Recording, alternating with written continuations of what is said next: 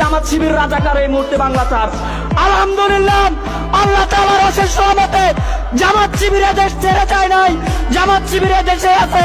শেখ হাসিনা আর তার এই এলাকার স্থানীয় সাংঘ পাঙ্গরা এই দেশ ছেড়ে চলে গিয়েছে। ওরা ওদের পালের গোড়া শেখ হাসিনা এখন ভারতে।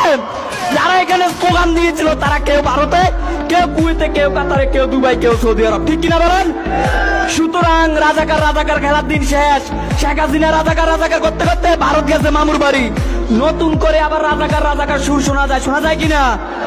আমরা দেখছি শেখ হাসিনা নিজে একটা তালিকা করছে 10,000 রাজাকারের, 8,000ই শেখ হাসিনা নিজের দলের, 2,000 যারা নতুন রাজাকারী শব্দ আবিষ্কার করতেছে তাদের দলের, 37 জন হচ্ছে জামাত ইসলামের আসছে।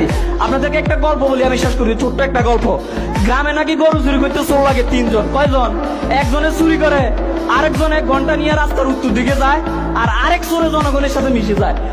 যে ঘন্টা নিয়ে গেছে, ঘন্টার আওয়াজ তো ওইদিকে শোনা যায়, চোর মনে হয় ওইদিকে গেছে, আসলে চোর যাইতেছে দক্ষিণ দিকে। কথা বুঝছেন কিনা? তাহলে সে ওইদিকে বিভ্রান্ত কেন করতেছে? চোর ওইদিকে কেন বলতেছে? নিজে চুরির ধরা থেকে বাঁচার জন্য, আর আসল চোরকে বাঁচাতে দেওয়ার জন্য। ঠিক কিনা?